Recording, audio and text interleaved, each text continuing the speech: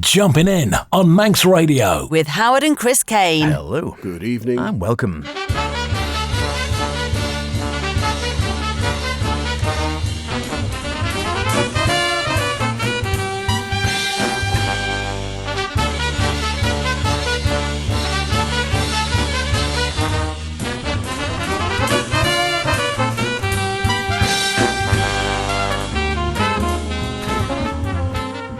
And here we are once again, Friday evening on Manx Radio. Every other week, of course, with Sweet and Swing. It is Jumpin' In this week with a bit of a special with a wonderful piano player. It is myself, H. And me, Chris. Yes, welcome along to this week's show. And not only is it spring tomorrow, even if some crocus and daffodils didn't get the memo and stepped up early, but there's also only 5/6 of the year left before Christmas. So if you're late planning, don't say you weren't warned. So, H, what has been unseasonably swinging in your ears this week, and what budding beauties failed to break ground? Well, we are indeed talking to the wonderful Kjetil Mulelid, who we had the great pleasure of talking to several years back at the Southport Jazz Festival, this time catching up with him at his home in Nordic countries. But he's got a new album out and is touring again in the UK, so a bit of music for him, try and squeeze in a bit of his group Waco as well, and if I can, I might try a wee bit of the latest from Tyson Sori. And from me, well, we're on fire, we join the dots, we try new ones, and to kick things off, here's the Julian Siegel Jazz Orchestra with The Missing Link.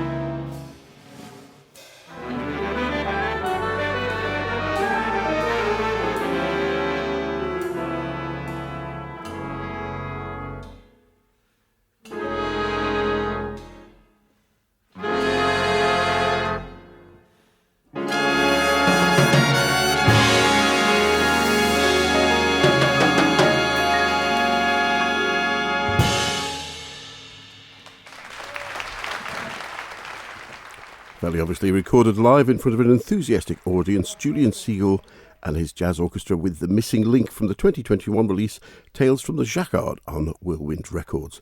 We spoke with Julian a while ago and hope to bring you that in the future, along with some of the Jacquard suite, which is a lovely piece, although a lot of them are too long to play in their entirety. It's a great album, this, with the best of British in the band. On saxes we had Stan Sulzman, Tori Freestone, Gemma Moore, Jason Yard, Mike Chillingworth, and of course Julian himself. On trumpets, Tom Walsh, Percy Purseglove, Henry Lowther, Klaus Stotter.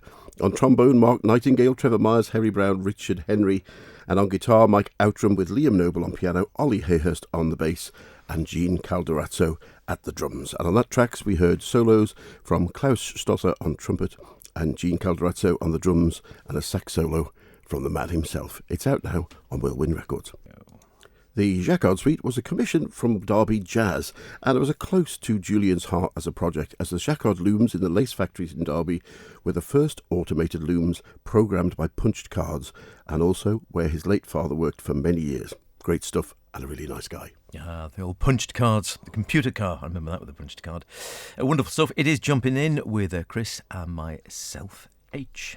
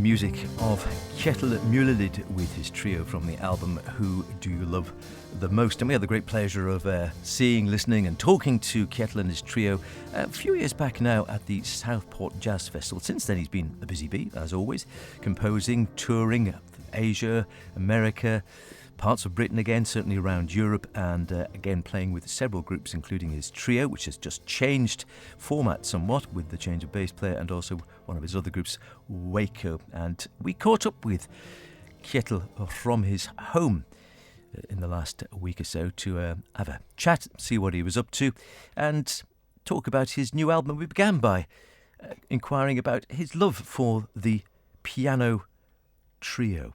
What keeps drawing you back? I mean, you work in other spheres as well, but is there a special attraction for you for the acoustic piano trio? Yeah, definitely.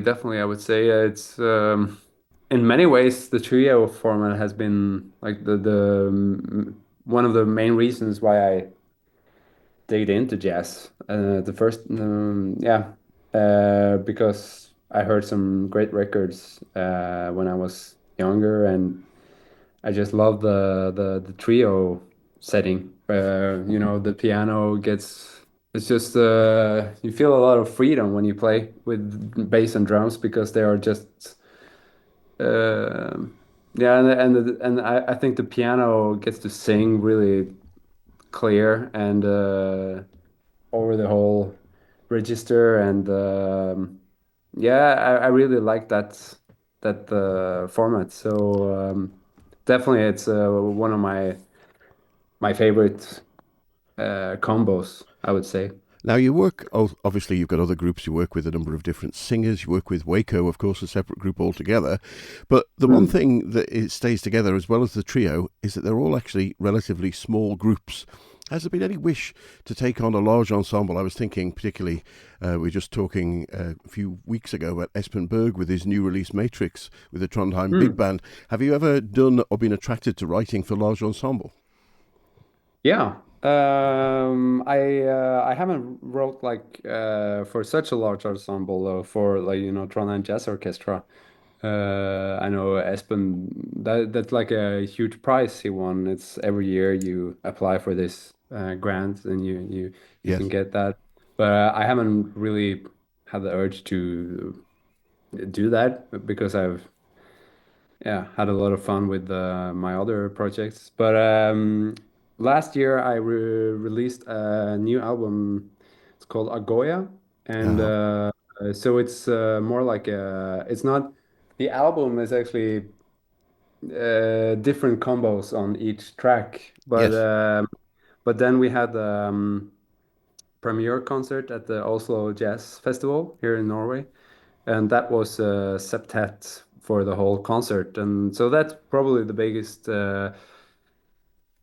group I've been writing for, though. That I took all the songs from the album and I arranged it for the group, which included really great musicians from Norway, like Arve Henriksen and Yes. Trygve Seid, this tenor and soprano saxophone player.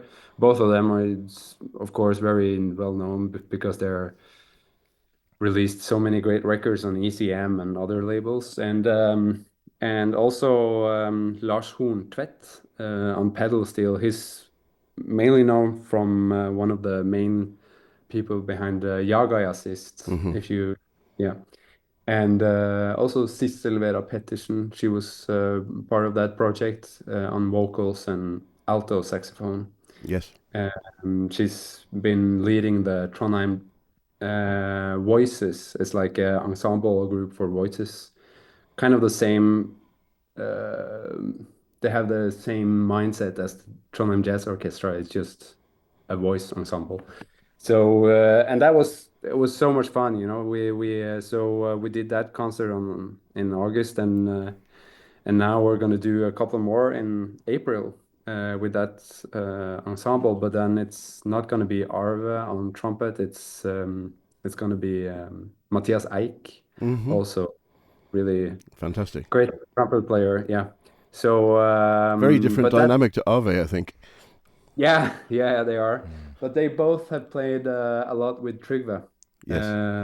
in different compos. So that's, and also Matthias was part of the album. He joined on one of the tracks from on the album, so it was pretty easy to ask him to join. So I'm super looking forward for that. It's yeah, two more concerts coming up in April, and then hopefully some more we're talking with some venues and festivals in also for the future. So, but it's it's difficult. Yeah, it's difficult to travel with a lot of people. Yes. No, It's sure. so much. It's so much stuff you need to organize, and so that's also one of the reasons why I've been doing a lot of small combos, because so much easier to organize and travel.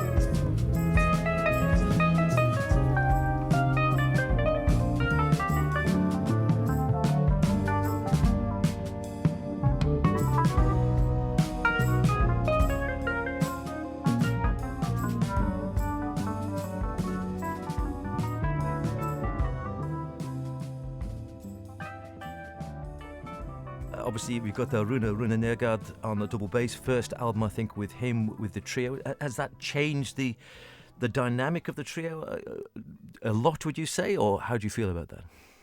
Like personally, I think a lot. But we just got a review where it said it wasn't that much change. So I'm like, what? Did you hear the same as I? But for me, it was a huge difference because Rune has a more melodic approach to his playing. Like his bass playing is more uh, he uh, does different. He does different stuff than Björn Maris did. Björn Maris was more like a Charlie Hayden bass player, all around in the beat and very bassy in a way, if you understand what I mean. Hmm. While Rune is more melodic, doing more his also fighting more in the music, I would say. He's like trying to get space where there isn't that much space. He's trying to get that room where so I need to like chill a bit to listen to what he's doing like melodically and like when we were playing together and so for me it's been a huge change and also this album came out like all the songs I wrote them like pretty fast during the first half a year when we played together because I just got really inspired by the way he went like took the place in the trio. It was really great fun to have him joining in the trio. We're both really enjoying the album. Obviously, it's very new. I thought Thank it you. sounded quite different, not better, just different. And I think, obviously, it's a very intimate Not setting, better. You a can't say trio, that. and I think it, to me, was perhaps more open and freer to an extent. But I did wonder the intimacy of a trio and working closely with any group of musicians, or indeed, it's the same for vocalists as well when they get used to having the same musicians supporting them. It is very Mm. intimate. Do you like when you're touring? Do you enjoy better to play concert halls, or do you like the dynamic of a club setting and being nearer to your audience? You know, I'm I haven't I haven't been touring that much, like only doing one thing, you know. It's Hmm. mostly being a combo. One day you have a concert hall, and then the other day there's this outdoor thing, and then the third day it's really small, intimate jazz club, and Uh-huh. so it really depends, like because both, like all of the different settings are really something one of a kind, you know. It's both because of the audience and the place itself and the instrument from my point of view, and but of course the really intimate setting it stays close to my heart. I really like that setting. Like if you're playing, you know, when we met in Southport, right? Hmm. That was it was like a concert hall, but it was like conference room or something like that, Yeah. right? Yes. Yeah, yeah, would you say? And and that's more, and also it was daytime, I think, so it was pretty light. So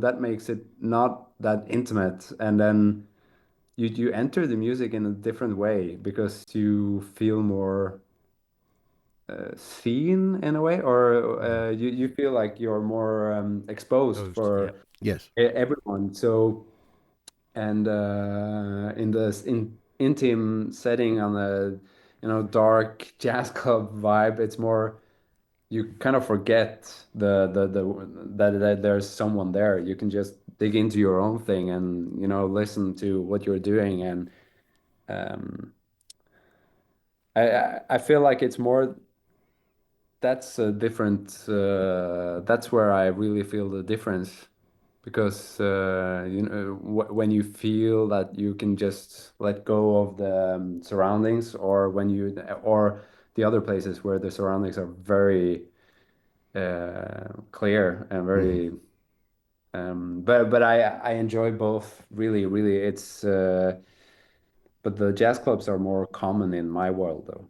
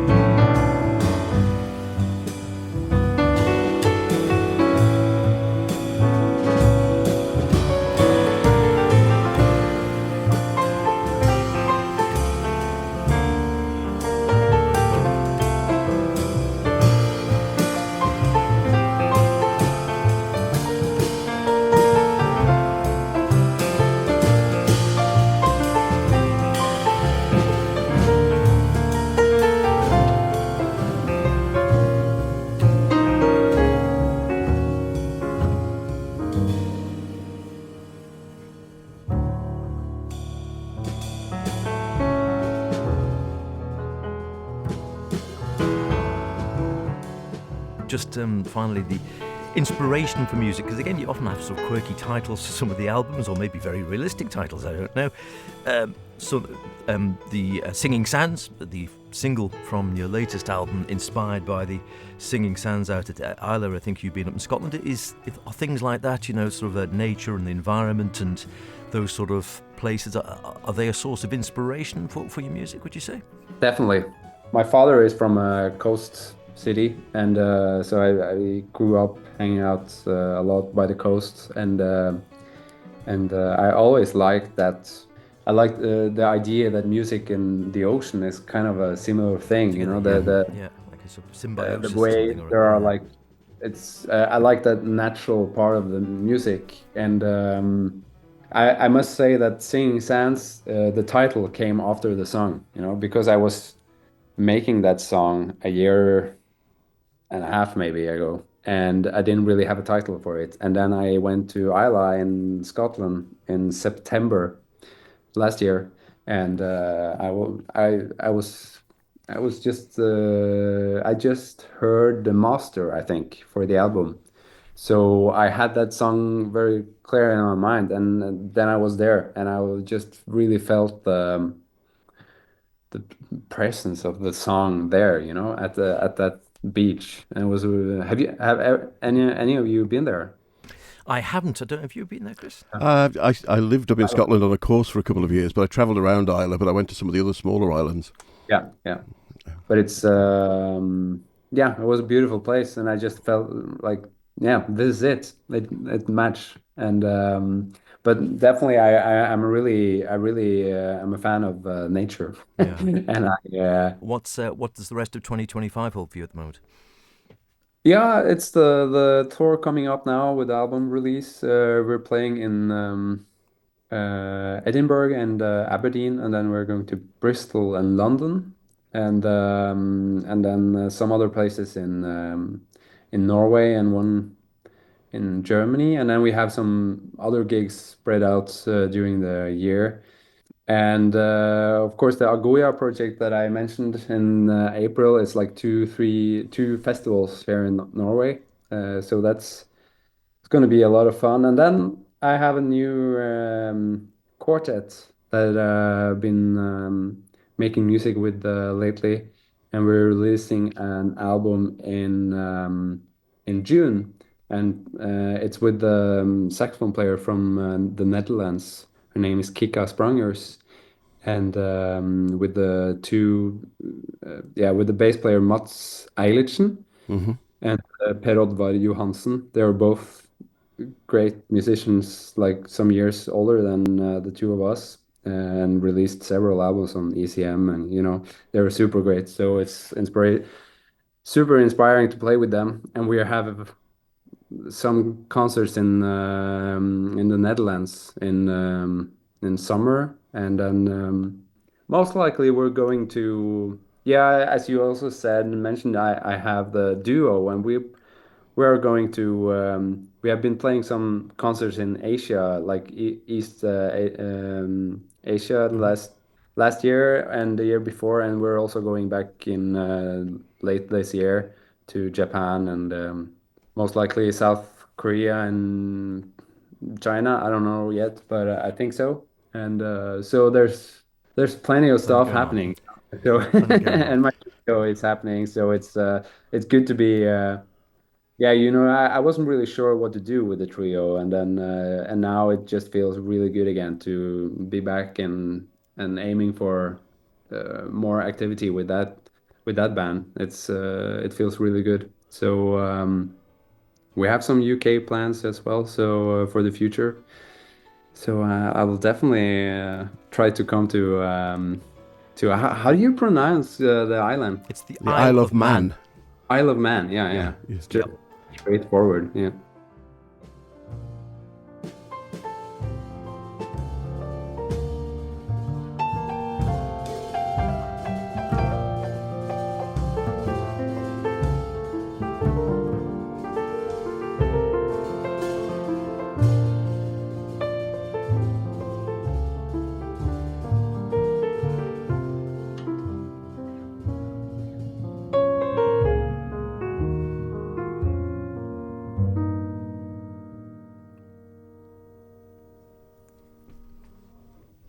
Kjetil Mulelid talking to us a little earlier this year, only a week or two back actually. Super busy, as you heard from the man himself there, and we were trying to tempt him to come over and see if he could fit in. He'd love to come to the Isle of Man, he was saying, and we thought, well, if he could get him a gig down at the Air and Arts Centre or somewhere. What do you reckon? Yeah, maybe Peel too. Yeah, music there from his latest album, which is out now, which we're hearing about with a new bass player, and very enjoyable it is too. You can find it on Bandcamp, all the usual places, or buy a real CD if you like. Plenty to choose from. You can find all these other albums available as well.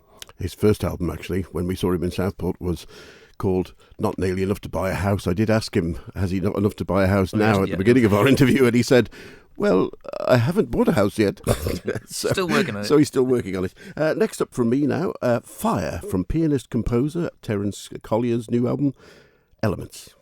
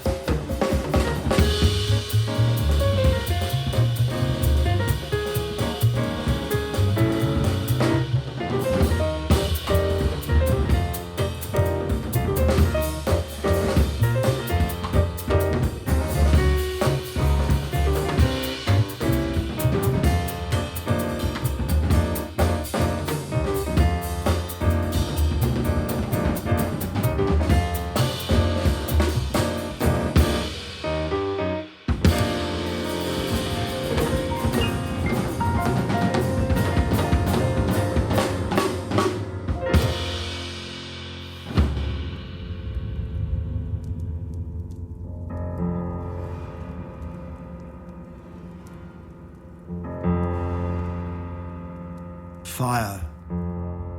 In the heart of darkness a spark begins, a flicker, a flame where tumult spins, wild and untamed, its power unfurled, both destroyer and redeemer of the world. In forests it rages, consuming all in sight, yet from its ashes new life takes flight. A cycle ongoing of death and rebirth. In the furnace of destruction lies nature's mirth. In the bitter cold of winter's embrace, it offers solace, a comforting grace, a beacon of hope in the darkest night, burning fiercely with unyielding might. But heed its wrath, its fearsome face, for in its fury it leaves no trace. A force of nature, deadly and free, yet essential in life's grand decree. So respect the fire in its power and might, for it is both darkness and light.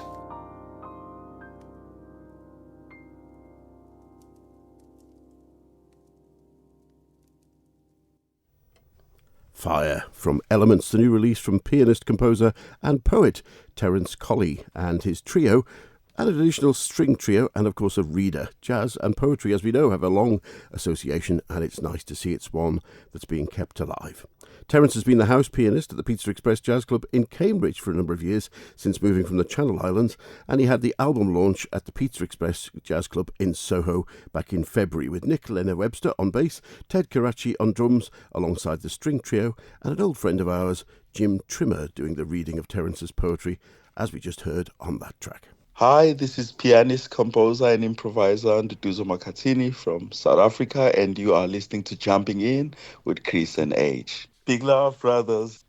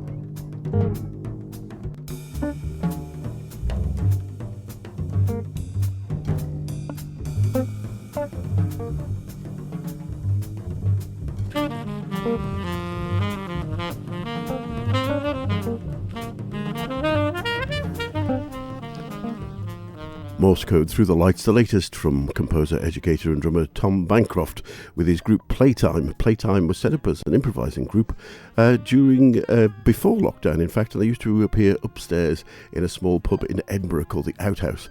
But when it came to a stop during the lockdown, Tom contacted lots of his musical friends who appear as guests on the album. Laura Djurd, Baron Wallen, Ernst Reisinger, Dennis Baptiste, Sekoto Fuji and Nakato Tamura, Ian Bellamy and many others. And as you'd imagine, a fascinating improvised album.